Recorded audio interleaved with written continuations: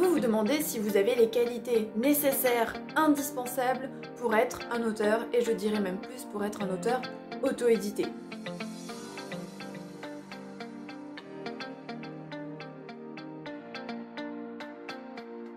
Alors, j'ai recensé pour vous les 6 qualités qui me semblent indispensables pour être un auteur auto-édité. Ce qui ne veut pas dire que un auteur qui n'est pas auto-édité ne doit pas avoir ces qualités, si évidemment il y a des choses qui se regroupent, mais j'ai voulu me focaliser un petit peu plus sur l'auteur indépendant, l'auteur auto-édité. 6 qualités, ce qui ne veut pas dire qu'il n'y en a pas d'autres. Évidemment, il y en a plus que ça, mais j'ai essayé de choisir les 6 qui me semblaient les plus intéressantes pour cette vidéo. Alors les qualités, sachez-le, ne sont pas classées par ordre d'importance, j'ai marqué 6 qualités dans le désordre, il n'y a vraiment pas de classement entre ces qualités. Première qualité, c'est la curiosité. Il faut être curieux, il faut s'intéresser à plein de choses, il faut s'intéresser à son environnement, il faut s'intéresser aux gens, il faut s'intéresser à ce qu'on voit autour de soi, il faut s'intéresser à plein de choses différentes, il faut être curieux de tout. Pourquoi? Parce que déjà c'est bien d'une manière générale d'être curieux des choses, de la vie en général, et puis parce que cette curiosité développe l'imagination, l'inspiration, peut donner matière à des idées, peut donner matière à des romans. Donc s'intéresser à plein de choses, c'est aussi ouvrir son esprit sur le reste du monde, sur les gens, sur les sentiments, sur les émotions, sur les relations humaines, sur ce qui se passe dans le monde, et ça peut donner matière à des romans. D'autre part, la curiosité vous pousse aussi à apprendre, apprendre et apprendre encore. Il est important de continuer à apprendre, de continuer à se former, et du coup, la curiosité vous invite à apprendre de nouvelles choses tout le temps. Par exemple, vous n'avez jamais utilisé Twitter, je prends un exemple vraiment au hasard, cette curiosité va vous pousser à vous dire, tiens, et si j'allais tester Twitter? Comment marche Twitter? Qui on trouve sur ce réseau social? Comment ça fonctionne? Qu'est-ce que c'est les hashtags? Etc., etc. Bref, la curiosité peut vous pousser aussi à découvrir de nouvelles choses, à sortir de votre zone de confort, à développer votre activité d'auteur et peut-être votre activité d'entrepreneur en général. Deuxième qualité indispensable, c'est la sensibilité. Alors, je n'ai pas pour le moment croisé d'auteurs insensibles. Je ne sais même pas si ça existe. Pour moi, il est indispensable d'avoir une certaine sensibilité pour être un auteur. C'est-à-dire qu'il faut être sensible aux émotions, il faut être sensible à la nature, il faut être sensible à ce qui se passe autour de soi, il faut avoir une sensibilité, une espèce d'empathie aussi par rapport à ce qui nous entoure. Parce que je trouve que ça permet déjà de développer son ouverture au monde et donc du coup ce dont j'ai parlé dans la curiosité, et que ça permet aussi d'être plus juste dans l'écriture et de toucher davantage les gens, de leur faire passer vraiment ce qu'on a envie de faire passer, de leur faire passer les émotions, les sensations. Je trouve que la sensibilité, c'est un atout vraiment indispensable. Et jusqu'à présent, les auteurs que je côtoie, que j'ai croisés, etc., ont cette sensibilité plus ou moins importante selon les auteurs. Il y a des auteurs hypersensibles, j'en fais partie, mais il y a aussi des auteurs qui ont juste une sensibilité peut-être un petit peu moins forte, mais qui l'ont quand même. Je n'ai pas croisé pour le moment un auteur totalement insensible ou qui ressent rien ou qui s'en fiche des autres. Peut-être qu'il y en a, j'en sais rien. Mais en tout cas, moi je pense personnellement que c'est une qualité importante parce que ça permet justement de faire des romans vrais, touchants, dans lesquels les gens se reconnaissent. D'autre part, les auteurs que je côtoie, et j'en fais aussi partie, ont tendance à avoir une espèce de carapace, à être solitaires, à aimer être dans leur bulle, dans leur cocon, au contraire, à avoir besoin de se protéger du monde, avoir besoin de prendre du recul, de se renfermer un petit peu, justement pour se protéger de cette sensibilité parce que on a tendance à absorber les choses et à être très touché par ce qui nous entoure. Et du coup, pour se protéger de tout ce qui est négatif, pour se protéger des mauvaises ondes, pour se protéger des drames de la vie, on a besoin de se mettre en retrait, de retourner dans notre petit cocon, dans notre petite bulle, et d'essayer de faire abstraction un maximum de ce qui se passe. Ça veut pas dire du coup qu'on bloque toute sensibilité, pas du tout. C'est que quand on est très sensible, on a besoin aussi de se protéger et d'atténuer en quelque sorte cette sensibilité à certains moments pour pouvoir mieux vivre, parce que sinon ça en devient difficile et c'est parfois trop douloureux. Et c'est vrai que beaucoup d'auteurs que je côtoie, notamment les auteurs avec lesquels j'ai travaillé sur le recueil Au cœur des montagnes, sont des auteurs qui ont justement cette caractéristique. Et c'est très marrant que autant d'auteurs qu'autant d'auteurs en même temps en fait aient ce même sentiment, cette même sensation, cette même attitude. C'est très drôle quand on échange parce qu'on se rend compte qu'en fait on se ressemble beaucoup alors qu'on est quand même très très différentes, on a des âges différents, on habite dans des endroits différents, on a des parcours différents, des vies différentes, et ce qui est marrant c'est qu'on se rejoint beaucoup sur ce point-là. Bref, il faut, je pense, pour être un bon auteur, développer sa sensibilité et s'en servir dans ses romans pour toucher les gens et pour transmettre tout ce qu'on a envie de transmettre. Troisième qualité indispensable, et là c'est à la fois en tant qu'auteur et en tant qu'auteur auto-édité, et elle est vraiment indispensable, mais indispensable de indispensable, vous l'écrivez en majuscule en gros avec 10 000 points d'exclamation, c'est la persévérance. Parce que, ça marche dans la vie en fait, la persévérance, mais encore plus quand on a un auteur et encore plus quand on a un auteur auto-édité, parce que il faut s'accrocher, parce que c'est dur, parce qu'on n'a pas tout le temps des résultats tout de suite, parce que ça prend du temps, il faut vraiment s'accrocher et il faut continuer, même quand on n'a pas les retours qu'on espérait, même quand on n'a pas les résultats qu'on espérait, même quand on n'a pas le nombre de lecteurs, même quand des fois il n'y a pas assez de ventes, même quand on n'a pas, je sais pas moi, de likes sur ses réseaux sociaux, même quand les gens ne commentent pas, il faut s'accrocher. La persévérance, c'est ce qui vous permettra d'aller au bout de vos projets, c'est ce qui vous permettra de perdurer dans cette activité d'auteur ou dans l'auto-édition, c'est ce qui vous permettra d'être toujours là pendant que d'autres auront déjà abandonné. Donc la persévérance, elle est vraiment indispensable, elle pourrait même remonter en tête de liste parce que écrire un livre, c'est difficile. Avant, pendant et après, c'est difficile, ça prend du temps, il faut être patient, il faut réussir à monter l'histoire comme on la voulait, il faut réussir à aller au bout de son roman.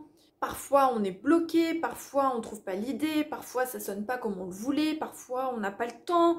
Bref, il y a plein de choses qui entrent en ligne de compte pendant l'écriture, avant l'écriture, c'est difficile. Donc il faut déjà s'accrocher pour l'activité d'auteur en tant que telle. Et il faut encore plus s'accrocher, parce que je pense que c'est encore plus difficile, avec l'après. C'est-à-dire, les corrections, la relecture, la mise en page, etc. Parce que ça c'est très casse-pied. La promotion, parce que la promotion, on est auteur, on n'est pas commercial, et c'est extrêmement compliqué de faire la promotion de ses romans, de savoir comment faire, de trouver un équilibre, de trouver un juste milieu, de ne pas trop en faire, de ne pas trop peu en faire. C'est très difficile, c'est pas notre travail, donc il faut réussir à apprendre tout ça et il faut s'accrocher parce qu'on n'a pas toujours les retours qu'on espérait. Il faut aussi s'accrocher dans l'auto-édition parce qu'il y a énormément de livres qui sont publiés chaque jour. On a les maisons d'édition qui ont de la publicité, qui font de la promotion. Il y a des auteurs qui sont en tête d'affiche tout le temps, donc nous on n'est personne à côté. Donc il faut s'accrocher à ce niveau-là aussi. Il faut réussir à tirer son épingle du jeu, il faut réussir à se faire connaître, il faut réussir à faire parler de ses romans. C'est pas évident.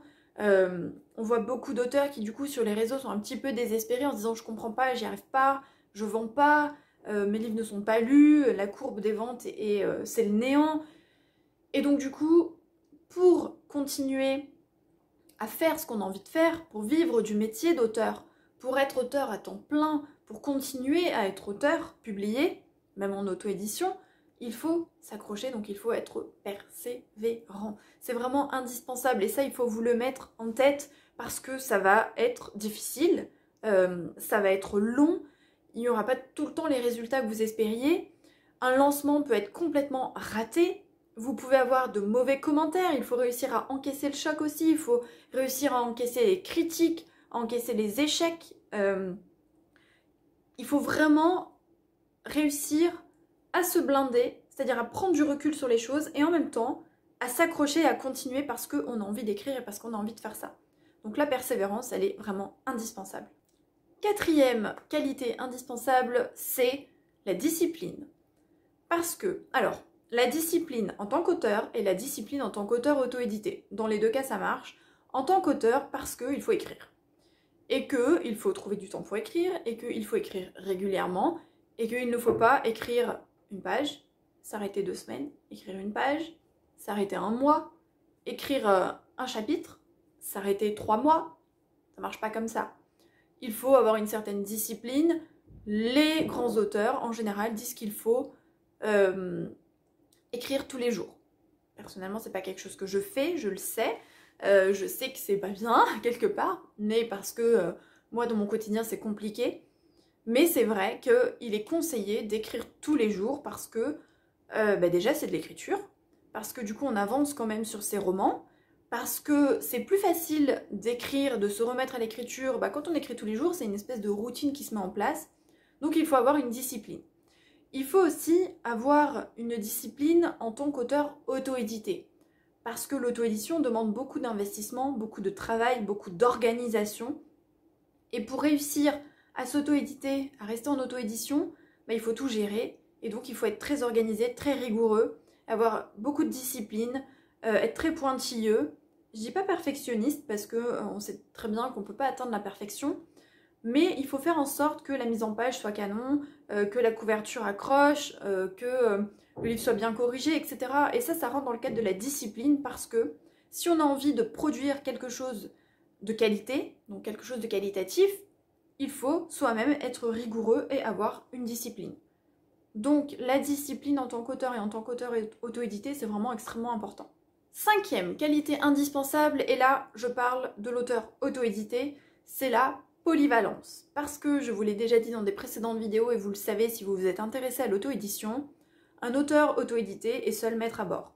C'est lui le capitaine du bateau, c'est lui qui dirige tout, c'est lui qui décide de tout, et c'est sur lui que repose la publication et la promotion du roman. C'est-à-dire que s'il ne travaille pas, s'il ne fait pas, il ne se passe rien. Ça rejoint la discipline. Donc, il faut être polyvalent parce qu'il faut être touche à tout. Il faut, évidemment écrire, mais quand on est auteur, a priori, ça pose pas de soucis. Il faut s'occuper des phases de relecture et de correction. Alors quand je dis s'occuper, ça ne veut pas dire qu'on est obligé de le faire forcément soi-même. Mais c'est qu'il faut trouver des correcteurs si on veut le faire corriger. Il faut réussir à les démarcher, il faut prendre en compte les corrections, il faut ensuite retravailler son roman. Et là, on n'est pas accompagné par une maison d'édition. Donc on est quand même chef de tout ça et c'est nous qui devons décider à la fin. Il faut réussir à gérer sa promotion, se faire connaître, gérer ses réseaux sociaux, gérer ses factures, gérer sa compta. Il faut gérer aussi les mises en ligne sur les différentes plateformes. En gros, quand on est auteur auto-édité, on gère tout de A à Z. Et même si on fait appel à des prestataires, à des professionnels, c'est quand même nous qui devons les démarcher, les trouver, nous renseigner sur eux, etc. Donc on est quand même obligé de s'intéresser à tout ça et obligé de s'y connaître un petit peu. On ne peut pas faire confiance à quelqu'un les yeux fermés parce que, au gré des réseaux sociaux, on peut trouver des personnes qui ne sont pas suffisamment qualifiées, qui ne font pas du bon travail. Et il faut réussir à les repérer, ce qui n'est pas évident. Combien on a d'auteurs auto-édités qui, par exemple, pour leur premier roman, ont fait appel à un correcteur professionnel et qui ont eu de super mauvais commentaires et de mauvais retours parce qu'il restait plein de coquilles, plein de fautes, plein d'erreurs. Et eux se disaient, mais c'est pas de ma faute parce que j'ai fait appel à un correcteur professionnel. J'ai envie de dire, si. Si, c'est de la faute de l'auteur parce que même si on est d'accord, on fait appel à un professionnel et du coup, de bonne foi, on voulait vraiment avoir le meilleur roman possible et respecter ses lecteurs, c'est quand même à l'auteur de se renseigner sur le correcteur, sur son travail, peut-être de regarder un livre qu'il a déjà corrigé, peut-être aussi de se former un petit peu sur la typo, sur les règles de grammaire, de s'y connaître un petit peu parce que même si on fait appel à quelqu'un, il faut quand même apprendre aussi soi-même et ne pas être totalement dépendant de quelqu'un d'autre. Donc oui, quelque part c'est un peu de la faute de l'auteur, donc c'est l'auteur qui chapeaute tout ça, c'est l'auteur qui est responsable de tout ça, et surtout c'est l'auteur qui prend derrière. C'est-à-dire que si c'est pas bien fait, soit on a des mauvais retours, soit notre livre n'est plus lu, et donc hop, il chute et il n'y a plus de vente. Donc c'est vraiment l'auteur qui doit tout gérer de A à Z, qui doit finalement s'y connaître un petit peu dans tous les domaines, qui doit avoir un avis aussi sur tout ça, et c'est vraiment le chef d'entreprise en fait. Donc même un chef d'entreprise, il a des collaborateurs, et même s'il leur fait confiance, c'est à lui de dire aussi si là ça va ou si ça ne va pas. Donc par exemple, on vous fait une couverture, c'est quelqu'un de professionnel qui va vous dire « Ah, cette couverture, tu vas voir, elle va déchirer. Elle est superbe. » Et vous, vous accrochez pas du tout, ça vous convient pas. Vous trouvez que le titre n'est pas assez lisible, enfin ce genre de choses, c'est à vous de dire « Non, là ça me va pas. Non, là ça ne va pas, il faut changer. » À vos risques et périls, il faut être sûr de soi. Mais voilà, il faut être polyvalent, il faut être touche à tout, et du coup, ça rejoint la curiosité, il faut s'intéresser à toutes les étapes de production et d'édition du livre. Il faut savoir gérer quelque part toutes ces étapes, même si on fait appel à des personnes. Cinquième et dernière qualité dont je voulais vous parler dans cette vidéo, c'est l'humilité. C'est-à-dire que, alors l'humilité, ça regroupe deux choses pour moi ici, c'est savoir se remettre en question, savoir prendre du recul, notamment sur les mauvais commentaires et les critiques. Ne pas se comparer aux autres, ne pas se comparer aux autres auteurs, ne pas se comparer aux autres livres. Avoir confiance en soi, avoir une certaine estime de soi. C'est-à-dire que faut être bien dans ses baskets. On est auteur, on apprend encore, on n'est pas parfait, on fait des erreurs, nos livres ne sont pas parfaits, évidemment. Peut-être qu'on a fait des erreurs de promotion, peut-être qu'on a fait des erreurs sur les couvertures, peut-être qu'on a fait des erreurs dans le choix d'un titre, c'est pas grave. Il faut savoir prendre du recul, il faut déculpabiliser, il faut pas s'autoflageller, il faut prendre les bonnes décisions du coup quand il y a besoin de changer quelque chose, de rebondir, de faire différemment. Et il faut pas non plus prendre la grosse tête. Il y a certains auteurs auto-édités qui, parce que ils sont dans le top 100 Amazon par exemple, d'un coup, se sentent quelque part un petit peu supérieurs et pensent que du coup ils sont meilleurs que les autres. Mais il faut rester humble, il faut pas prendre la grosse tête, et même si on a des bons retours, et même si on a des bonnes notes, et même si notre dernier livre cartonne, ou tous nos livres cartonnent, il ne faut pas se sentir supérieur, enfin c'est quelque chose que je comprends pas en fait, et du coup, il y a des gens chez eux, dès qu'ils sont en réussite, ils vont d'un coup devenir plus hautains, moins disponibles, tout de suite à vouloir vendre, etc., sans plus rien donner, par exemple en contenu gratuit, sans vouloir aider les autres. Ce genre de comportement, ça m'exaspère personnellement. Il faut rester humble, il faut se dire, voilà, nous on écrit, il y a des livres qui marcheront, il y a des livres qui marcheront pas, il y a des livres qui marcheront moins, il y a des livres qui vont peut-être exploser, cartonner, et d'autres pas du tout. C'est le jeu aussi, d'ailleurs, la conférence TED de Elizabeth Gilbert, elle en parle très très bien, elle est superbe cette conférence, je vous la conseille 1000 fois, elle est disponible sur YouTube gratuitement, elle est traduite en français, enfin il y a les sous-titres. Et elle en parle très très bien parce que Mange Prix M a cartonné, et elle parlait de la peur aussi derrière d'écrire d'autres livres, et en fait elle parlait du coup des livres qui marchent moins, etc. Bref, je vous renvoie à cette vidéo parce que là je m'écarte du sujet, mais elle est vraiment topissime. Et du coup il faut rester très, très humble parce que c'est grâce aux lecteurs déjà qu'on arrive à vivre du métier d'auteur. C'est aussi grâce aux autres auteurs qu'on apprend, qu'on s'entraide. Et moi, je ne vois pas les autres auteurs comme des concurrents. Je vois les autres auteurs comme des collègues, entre guillemets, mais des personnes qui sont dans le même bateau que moi, qui essayent de vivre de leur passion, qui aiment écrire, c'est ce qui les fait vibrer, qui ont envie de partager avec les lecteurs.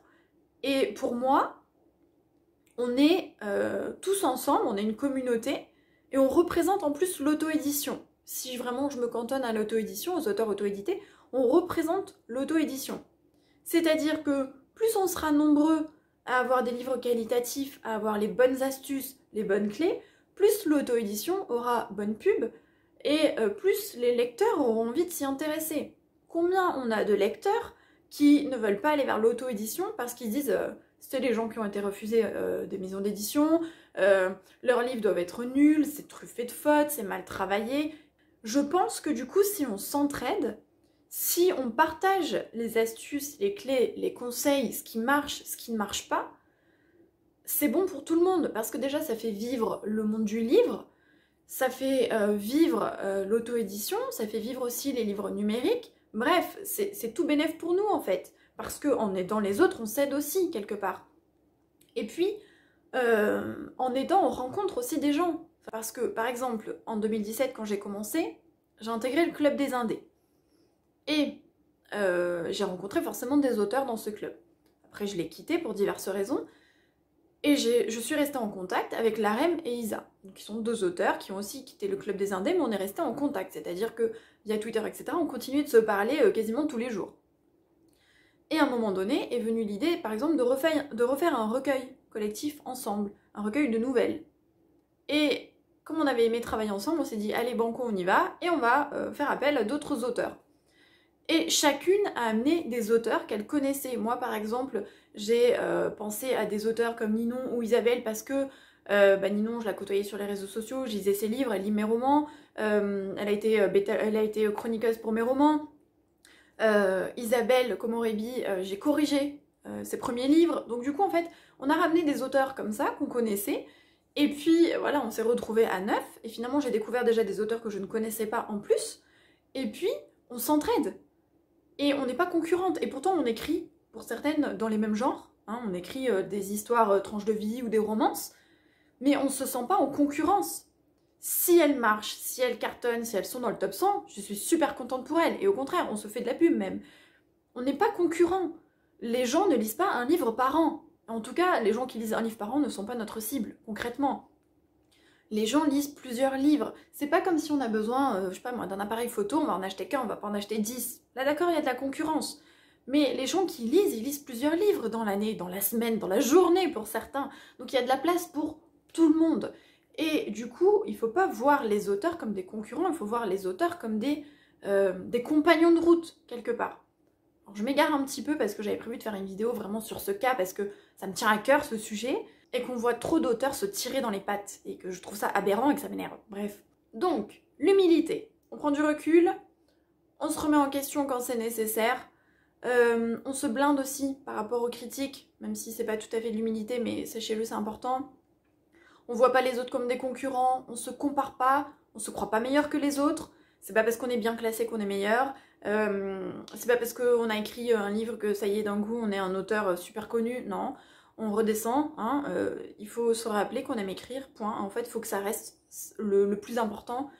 Et il faut rester humble au quotidien. Et de toute manière, ça marche aussi dans sa vie de tous les jours. On doit rester humble.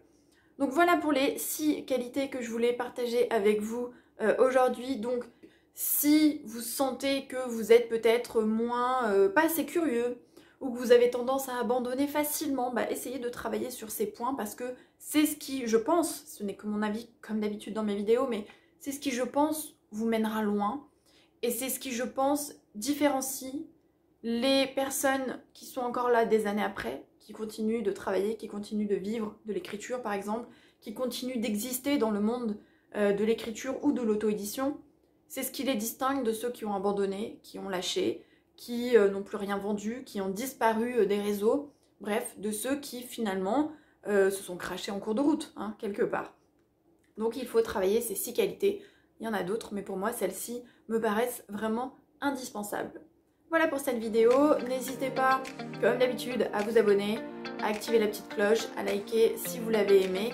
Et puis, on se retrouve bientôt pour une prochaine vidéo. Bye!